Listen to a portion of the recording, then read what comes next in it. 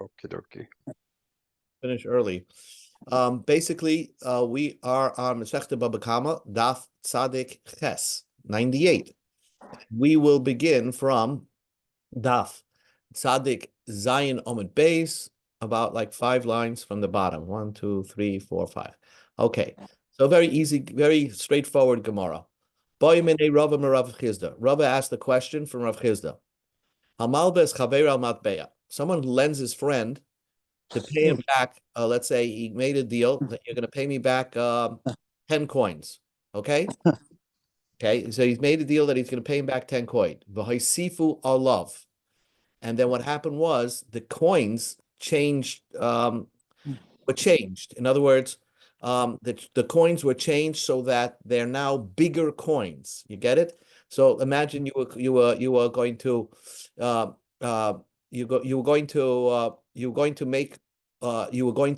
made a deal with the guy to return all the coins back, and now the government changed the coins and made them thicker. Instead of the quarter being this size, they made it a bigger. So Mahu, can you return the same coins? The question is it ribus? Is it interest? You're giving him a bigger coin. Amalei, so Rav Chizda answered Rava, you give him the coin, that's the coin that is at the time of payment. So if it's a bigger coin, if it's a more silver in that coin, you pay back that coin that is current. Amalei, so Rava asked Rav Chizda, afilaki nafya, even if the coin blew up like a bigger size, much bigger size than the original coin that you committed to pay back, Amalei, and yes. Amalei afilaki tartia, even if it grew into like a huge coin, and therefore, imagine you're supposed to return 10 quarters, and now the size of the quarters are like a giant lollipop. Amalei, and you return, yes, you return the quarters, the coins the way they are today. So the question is, the fruits are now cheaper. In other words, because you're paying back with bigger coins, right? You can buy more fruit with that coins. So you basically, the guy that's paying back is paying back money with interest. He borrowed small coins. Now the government changed the coins on him. He committed to paying back those coins, but now those coins are much bigger. And therefore, with those bigger coins, you can potentially buy more fruit with it, and then the original coins that you borrowed, and therefore it is considered to be interest. Amar Rav Ashi, so Rav Ashi stepped in, and it says, Chazin, we'll see. If it's because now that you have bigger coins, you can buy more fruit. Yes, I'll agree with your position. Menakinile, then you'll have to deduct.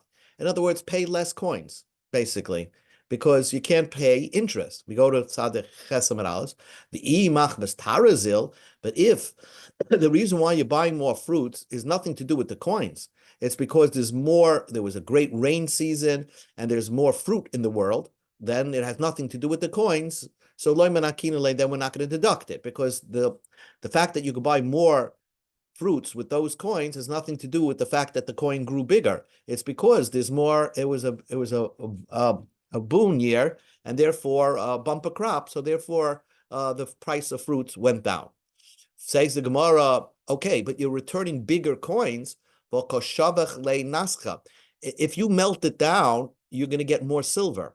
It's true that you can, the price of the fruits had nothing to do with the coins, but at the end of the day, if you're going to pay back bigger coins, then you definitely have interest there, because if you had to melt them down, you're going to have more silver than the original coins that you borrowed. So the Gemara concludes. What? Ella. So what are we going to do? Ella. I'm going to come back anyways, and we'll pay her when we come back. Ella. So Ella says the Gemara, Ki hadara papa Rav Huna Brei Rav Yeshua avdu uvda bezuzli darga damis taya ad yud bitamonya.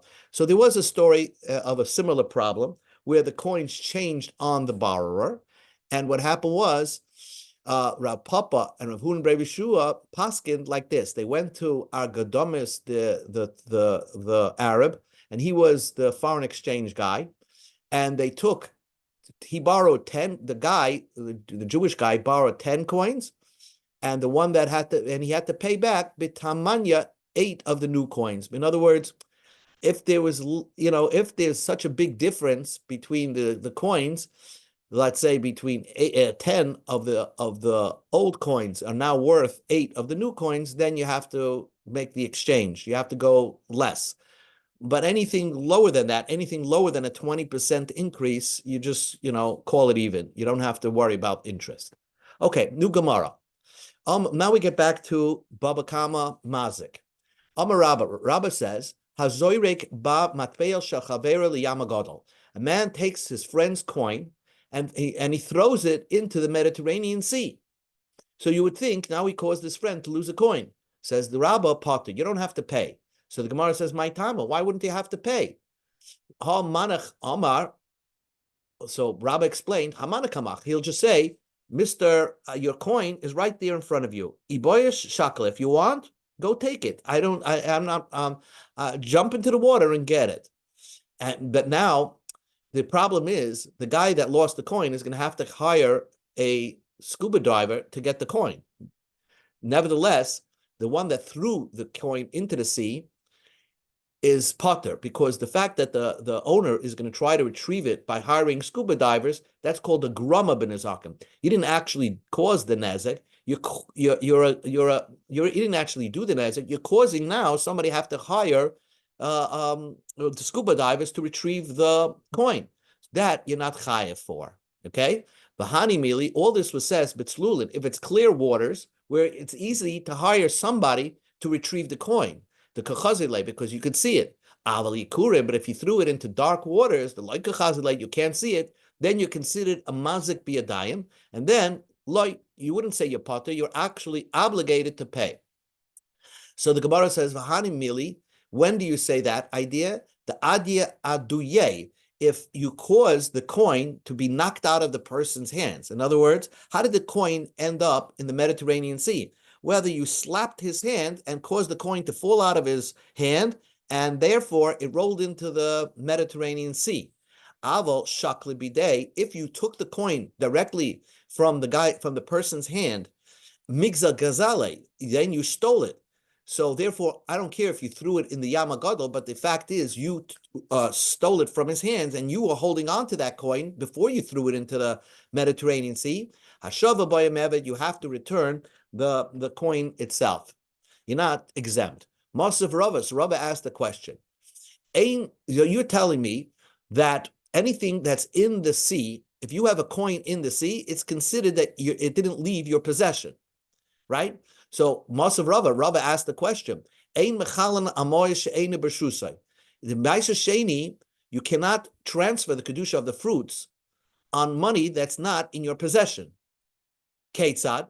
Let's say you have money somewhere in Kastara or on the King's Mountain. In other words, in an unretrievable location. Here's another example, and this is the key. Let's say your wallet fell into the Mediterranean Sea. So now you're going to say, my Shesheni's money, my Shesheni fruits, kedusha, should be transferred on the money that's in my wallet. Ein mechalalen, it won't work. Why? Because it's in a location that you can't retrieve it.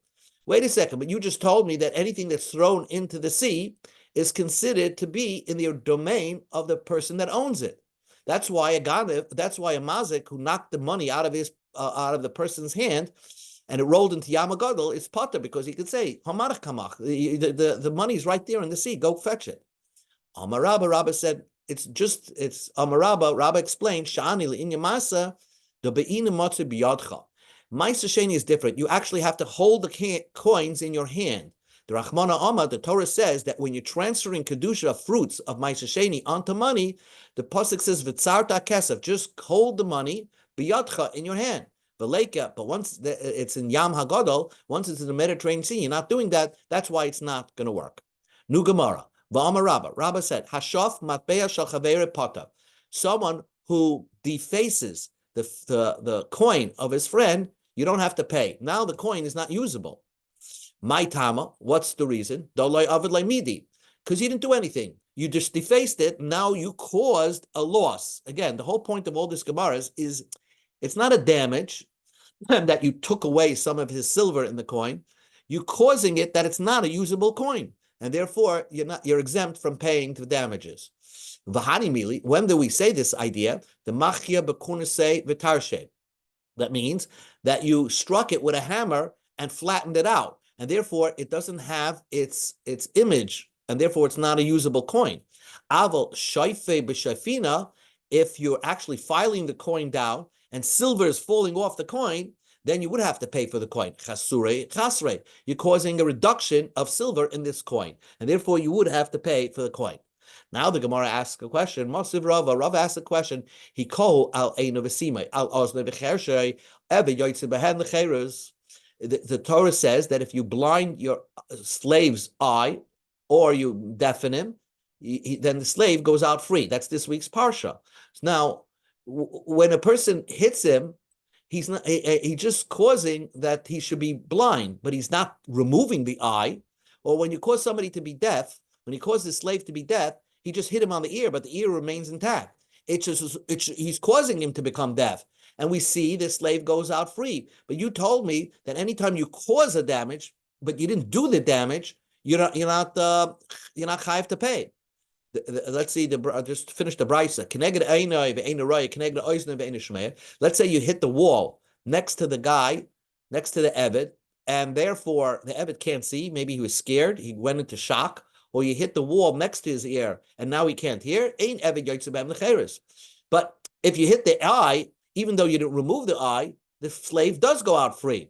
You didn't remove the eye, so why does the Eved go out free? Answers the Gemara, you did do something. When you hit somebody's eye, you're actually causing blood to flow, and you're rupturing blood vessels. Rabba said, somebody caused his father to become deaf. Nerek, he is now taken to be killed. Why? Because the Torah says you're not allowed to cause blood to flow from your father. And therefore, if you caused your father to become deaf, even though I don't see any blood there, Yechayev. It's impossible to cause somebody to come deaf without causing a wound. The tips of the nama nafla a drop of blood fell from the person's inner ear, and therefore that's how it's not a grama b'nezakin. It's not like you caused the damage; you actually did a damage. B'yama Rabba said, a guy slit the ear of the cow of his friend, which a slit of an ear doesn't make the cow inusable. It could still give milk. It could still plow a field. So potter. Now, what did you do by slitting the ear of the cow? The answer is now the cow cannot be brought as a korban. So you're not obligated to pay. My timer, what's the reason? The cow remains a cow. You didn't do anything to the cow.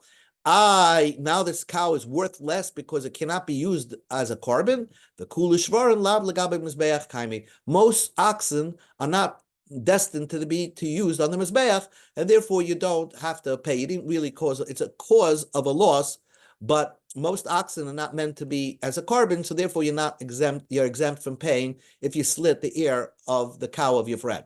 Masav Rava asked the question. Somebody does work, let's say with let's say the red cow. Somebody had a red cow, he's ready to make a fortune on it because he can sell it and it could be used as a paraduma. But somebody else went and put a shopping bag on a load on the cow. So now the cow is invalid to be used as a paraduma. Pata Medina Adam, the guy that did that is now who caused the loss. He doesn't have in civil damages in our courts, in the human courts. You can't obligate him. He's exempt. The Chaya B'din Ishmaim. When he gets to heaven, he's going to be held accountable for such an act. Now, so it's very interesting. If you did a work with the cow, right, and you put a load on the cow, that's why you potter from Dine Adam and Chaya B'din Ishmaim, because you can't see a damage on the cow, right? It's just a esoteric damage.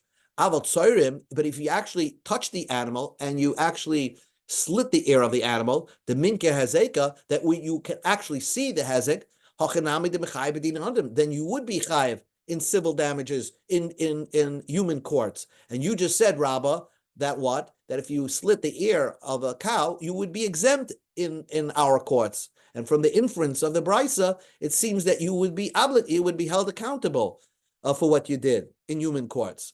Amrei, so the yeshiva boys answered this question. The real thing is that even if you slit the ear of your friend's cow, you would be exempt.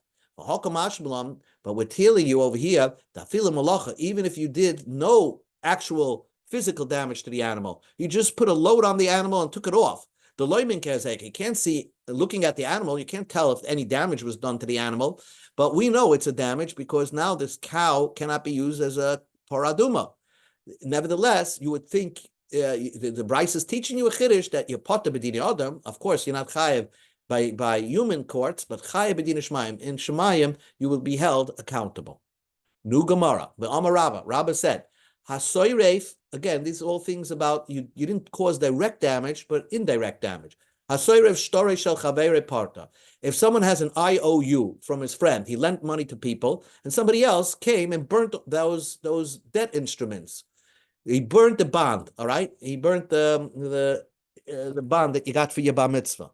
So then somebody burnt that potter. He doesn't have to pay you any money. Because the Amalei, he can tell you, Naira Kalaiminach, I just burnt a piece of paper. So Maskif lo Rami Bachama. So Rami Bachama said, you're telling me you didn't cause me a loss? Hey Chedami, what's the story talking about? We go to Ahmed Beis. If there are witnesses that can tell you what was written in the star, how much was the IOU, so then what's the big loss over here? Lichtiv le shtar amalia. Let's rewrite the star. Let's rewrite, get another copy of the bond. What's the difference, right?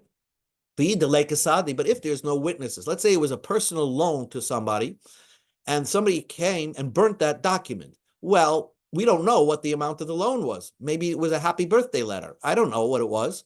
Anan man yedinim. So now how are we going to know to keep to hold the guy that burnt the document liable? Amar Rava said to hey bamininoi. We're talking about that the guy that burned the document would trust very much that the person he burnt the document, the one that got his document burnt, would tell him exactly what was written in the document, that he actually loaned somebody an exorbitant amount of money. And nevertheless, even if the guy that burnt it will still not be obligated to pay because he didn't cause a direct damage, he just burned a piece of paper. So this idea of burning a piece of paper, let's say a bond or a personal loan document from somebody, if you burn it, now the guy can't collect on it. Does everybody agree to that idea that you're not exempt from paying? Amar Avdimi Bar Chanina Hoda Rabba, that Rabba said that you're exempt from paying, Machloikis Rab Shimon Rabbanan. It's actually a disagreement between Shimon and Rabbanan. Rab Shimon, the Amar, according to Rab Shimon, says Dava Hagarim Lamaman Kagomandami, that something that could bring you money is considered like money, right? So Mechayev, then you would be obligated if you burnt somebody else's deed or documents or loan documents. Why? Because now the guy can't collect. And so something that could have brought him money is considered like money. So you're actually causing him a loss. Rabbanan, according to Rabbanan, according to Rabbanan, that something that causes money is not really considered like money. According to Rabbanan, it's like you burnt a piece of paper, loy mechayev, you're not obligated to pay. So it seemed that Rabbah was aligning himself up with the opinion of the Rabbanim, because according to the opinion of Rab Shimon, if you burn somebody's loan documents, you would be obligated to pay. Maskif la Rav Huna Brei Rav Yeshua. So Rav Yeshua asked the question: when did Rabbi Shimon say something that could bring you money is considered like money itself? Something that started off as money. Kiderabba, like what Rabba said. Rabba said an example. Now look at this example. Gozel chometz lifnei haPesach. Somebody stole somebody else's chometz. One Jew stole another Jew's chometz before Pesach, and uvor acher, and a third guy came, usrafei b'mayin, and burnt it on the yontiv of Pesach. Where if you fought a chometz that's on the yontiv of Pesach should be burnt, potter. Then the guy that burnt that chometz on Pesach, it was in the hands of the Goslin, right? So that guy that burnt it doesn't have to pay for the chametz. Why? That he burned. Shakol mitzuvin olivare. Everybody has to burn his chametz either before Pesach, or even if you find chametz on Pesach, you have to burn it. But la'achar Pesach, but let's say a third guy came and burnt the chametz that's in the possession of the gazlan, that the gazlan was going to return back to its original owner. The third guy burnt it. Now the gazlan is going to have to purchase new chametz to make the person he stole from whole. There is a machlekes Reb Shimon Rabbanan. Reb Shimon, the Amad Dov Agar L'Mam Kamma Dame, is something that causes money, is considered like money. So the gazlan would have returned the chametz to the original owner, and now that it's burnt, he has to buy new chametz. Chayev. Then you're obligated to pay, because you burn something, albeit it's asur bahana, so it's not worth anything because it's chametz that passed through Pesach, but nevertheless, the gazlan could have used it to return it to its original owner and say, here's your chametz back. And now that it was burnt, you caused him a loss because now he's going to have to go to the supermarket and buy new chametz. According to Rabbanan, that said something that could cause money is not considered money. Potter, you would be exempt of paying, so that's fine, because that you burnt chametz that was asur b'hana. That's when Rabbi Shimon said, because it was originally a food item called chametz before Pesach, the gazlan stole it before Pesach, so it was something that had value as a valuable thing. So therefore, Rabbi Shimon said, there it could be considered like money, because at one time in its lifetime, this chametz was worth money. After it went through Pesach, it's not worth anything. But before Pesach, it was considered money. So in that situation, now it's a goyim b'mammon, it's considered like mammon. But badava she'ein ikare mammon, something that never started off as money, miamrinim, when you look at a bond loan document, it's just a piece of paper. It never was called valuable money anywhere. It was something that could be a instrument where you can collect money from somebody, but it itself intrinsically has no value. Even Rab Shimon would not say that this is considered money. So what the Gemara just essentially did, and saying that Rabbah could even come out like the Rabbanan. Now the Gemara says, Amar Meima, Meima said, Man the doin dini de garmi, makbe v'dei meishmarim, the meishtarim alia. Someone who paskins that garmi, if you cause somebody a loss, then that's considered similar to davar hagarim l'mammon. Then the guy can collect the amount of money that was in the star. Uman the loy don din garmi, the one that doesn't hold of causing somebody a loss is not considered money. Magbebe the main nare ba'alma. Then all you can collect is the amount of the paper. It seems like fancy words of a change of words. Davar hagarim l'mammon k'mammon dami is doin din the garmi. And that's how Davar Hagarim L'Mam Lav Kabam Dami is Man Deloy Doin Dinagami. It's another way of saying the same idea. Hava Uvda. There was a story, and the Gemara says that Rav Ashi, when he was a young man, he burnt people's dead instruments. He was maybe a wild teenager. The Kafya Rafram and Rafram forced Rav Ashi to pay back the value of all those documents, of all those loans that he causes at loss, like the best of his beams. In other words, he made him pay throughout his lifetime the best properties and the best possessions that Rav Ashi's had, was to pay back all the damages that he caused as a young person when he burnt other people's loan documents. So it seems that Rafram held that in this case, Davar Hagarim L'Mammon is K'mammon Dami. We'll finish up over here, another 2 minutes.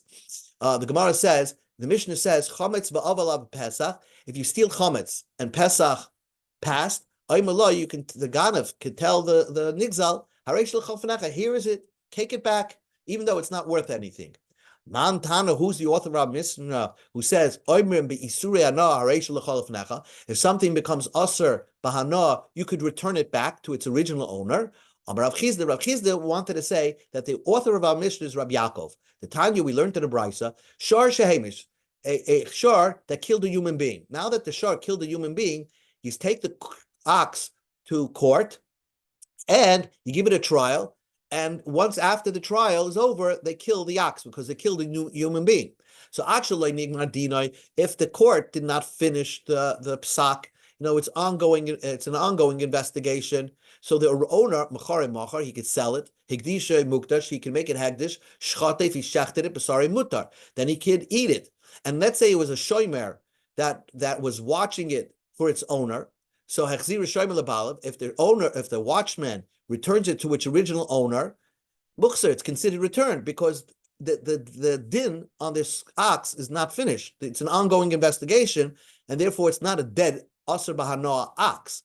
But mishnigmar dinoi mechorai, if after the bezdin paskin that this ox should be put to death, mechore, if you sell it, it's not sold because it's aser bahanoa. Igdish, if you make it hegdish, mukdish, it's not mukdish. Shchata, if you shechte, b'sari aser, the meat is aser.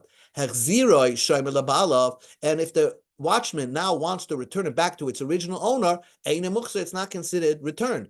Why? Because you were supposed to watch an animal that's worth money, and now the animal is worthless because it's going to be killed. Rabbi Yaakov says, even after the court case is over, and now the ox is considered aser bahanoa, you can still say that a watchman can return it to its owner.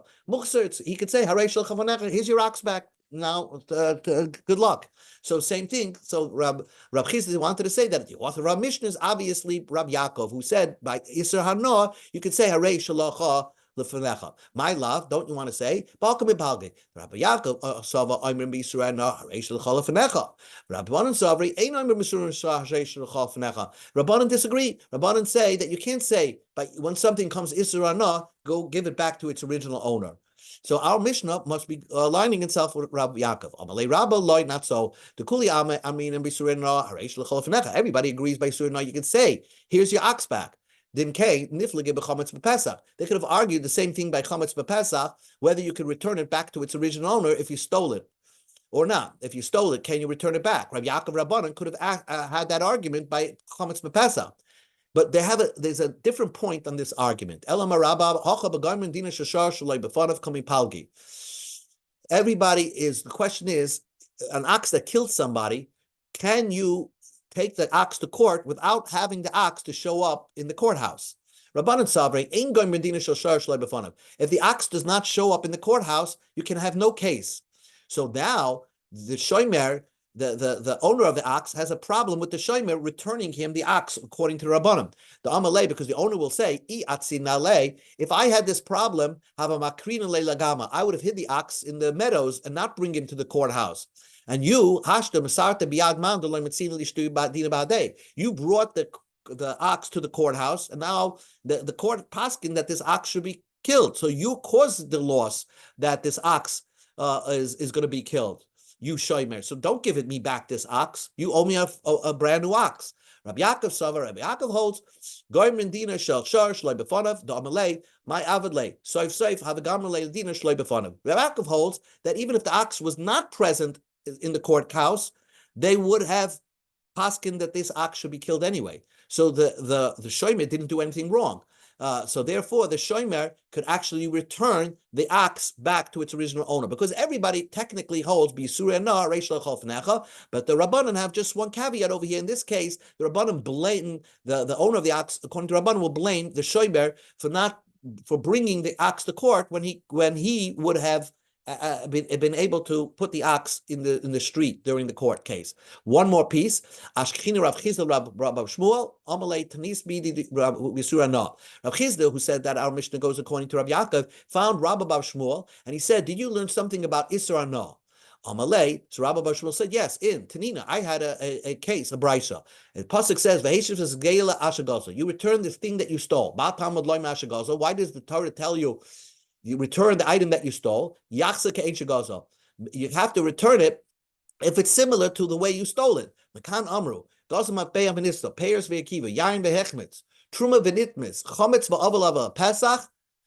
If you stole Chometz and Pesach passed on it, Behema V'nevdeba Aveira, if you have an animal that somebody did an Aveira with it, now cannot be used as a carbon. So technically, nothing is wrong with the Chometz, nothing is wrong with the animal.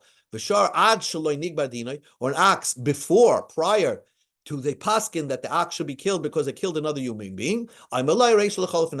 So you could tell him, you could give it back to its original owner. So if you steal all these things. Now, the author of this brisa, Man Shamat Lei, the author of the brisa is obviously the Rabbanim, who said that up until the Be'ezin paskin on this ox to be killed, you can return it to its original owner. So the author is Rabbanan. The Ketani, and nevertheless, it says, according to Rabbanan, chametz v'avalav Pesach, the Chachamim would agree by chametz that went over Pesach, they could say areish l'chal fenecha. So even the Rabbanan agree to this concept that something that's isur b'hana, you can say hareish l'cha l'fenecha. So that disproved Rav Chizda, who said that only Rabbi Yaakov has that opinion. This brisa seems to prove that even the Rabbanan agreed to the opinion of Isur b'na. You can say hareish l'cha l'fenecha. So Amalei, so Rav Chizda said,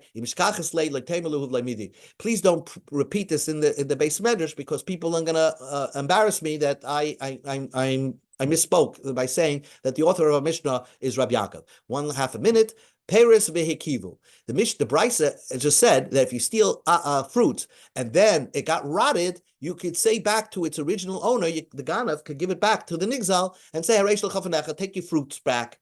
But didn't our Mishnah say not so? The Peres, if you steal fruits vehikivu and it rotted, then Mishalim Kshas Gzela, you have to pay brand new fruits. You can't give them back the rotted fruits. So how does our Mishnah resolve itself with the Brisa that says the opposite? Amar Papa said, Kancher Kiva Kulim. If all the fruits rotted, yes, then the Goslin has to come up with new fruits. But the Bryce is talking about Shiakivu Miksasan. Only a little bit of the fruits became rot. But most of the fruits probably are okay. Then you could return it back to its original owner and say Haresh Lecha Lefanecha. Okay, so ends Tzaddik Ches. It's good. Thank you. Okay.